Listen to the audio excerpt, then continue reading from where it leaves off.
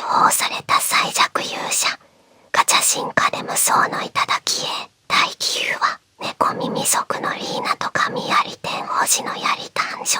ユーマはさらに遺跡の奥へと進んでいた。壁一面には見たことのない古代文字が刻まれ、ところどころに砕けた石像が無造作に転がっている。長い年月を経て朽ち果てた遺跡の空気は冷たく、静寂が支配していた。この雰囲気、何か違う。ただの古い遺跡ってわけじゃない気がする。かつてここで大規模な戦闘があったのだろう。辺りには放置された武器や鎧が無数に散乱していた。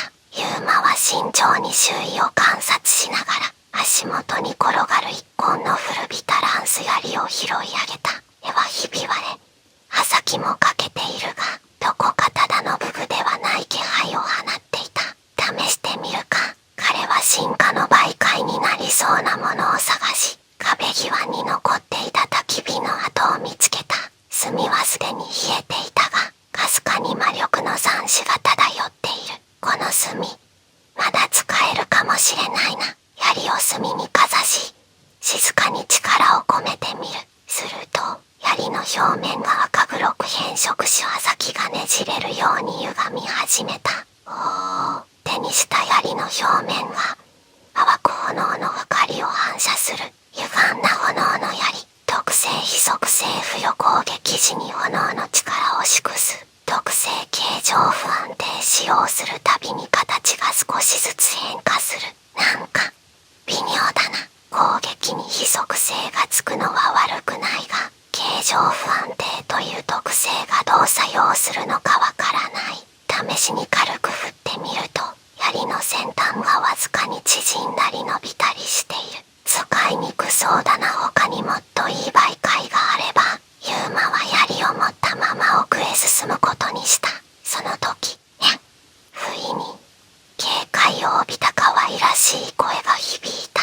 ユーマは反射的に剣を構える。しかし、視界に飛び込んできたのは、猫耳をピンと立てた魔人の少女だった。なんだ人間か脅かさないでほしいにゃ。彼女は壁際の暗がりに身を潜めていたらしい。細い手に握られた短剣が壁に刻まれた不分の輝きを映していた。髪は淡い橙色の髪を二つに束ね、ピンと立った猫耳が特徴的だ。足には動きやすそうなショートパンツと黒のニーハイソックス姿。しなやかな体つきと警戒する太みが印象的だった。彼女は鋭い目つきでユーマをじっと観察すると、ピチの端を釣り上げた。それにしても、こんな遺跡で人間に会うとは思わなかったよ。俺も驚いた。ユーマが警戒を解くと、彼女もふとつ息をついて口を開く。私はリーナ。猫耳族の冒険者。お宝目当てでこの遺跡に来たんだけどね。彼女はにやりと笑いながら、自分の胸をコンと軽く叩いた。俺はユーマ。まあ、なんというか、冒険者みたいなもんなのかな。みたいなもん。怪しいにゃ。それで、あんた、こんな奥で何をしてるわけ？探索ついでに、武器の試し撃ちをしてたんだ。ユーマはそう答え、手にした槍を軽く振る。リーナは興味津々といった様子でそれを覗く込んだ。ちょっと変わった槍にゃ。でも、なんだかいまいちっこいけど、ユーマは苦笑いを浮かべ、手のひらを返した。まあな、いまいちなんだ。ユーマは、リーナの好奇心たっぷりの視線を感じながら、少し考えた後、口を開いた。進化の実験が、ちょっとうまくいかなくて、失敗した結果なんだ。進化の実験。何それ？ユーマは小さくうなずき、説明を始めた。俺の能力だ。武器やアイテムを進化させることができるんだ。リーナは猫耳をぷくっと動かし、怪訝そうに目を細めた。